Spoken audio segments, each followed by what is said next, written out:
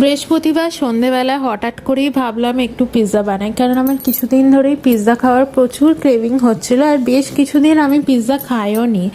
তো দেখলাম মোটামুটি সব জিনিসগুলোই আমার বাড়িতে অ্যাভেলেবেল আছে যেগুলো পিৎজা বানানোর জন্য লাগে।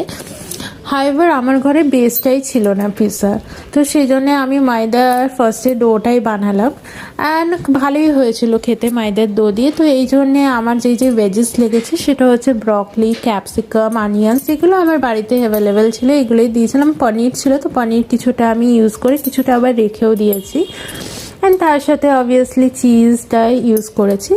অ্যান্ড মাঝে আমি একটু আমার স্কিন কেয়ারও করে নিলাম নাইট টাইমে, কারণ অলরেডি তখন মোটামুটি 10টা বাজছিল। তো আমি ভাবলাম একটু স্কিন কেয়ারটাও আমার তাহলে করে নিই রাতে। আর আমি কিন্তু রাত্রে চুল বেঁধে শুই, ভালো করে আমি টাই করি চুলটাকে, তারপরে সময় কিন্তু চুল খোলা কোনো দিনই ঘুমোই না রাত্রেবেলাতে। আবার রেসিপির ব্যাপারেই একটু বলি তোমাদেরকে। তো জানো, একটা মজার কথা ফার্স্টে বলি, আমি কিন্তু কখনোই অরিগ্যানো অ্যান্ড চিলি ফ্লেক্স কখনোই বাজার থেকে কিনি না।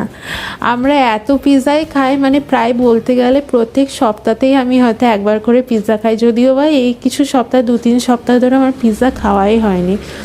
তো সেখান থেকে আমি প্যাকেটগুলো কালেক্ট করে করে রাখি এবং সেইগুলো যখন আমি ব্রেডের ওপরেও চিজ দিয়ে খাই বা পিৎজা বানাচ্ছি তখন সেই প্যাকেটগুলোই ইউজ করি।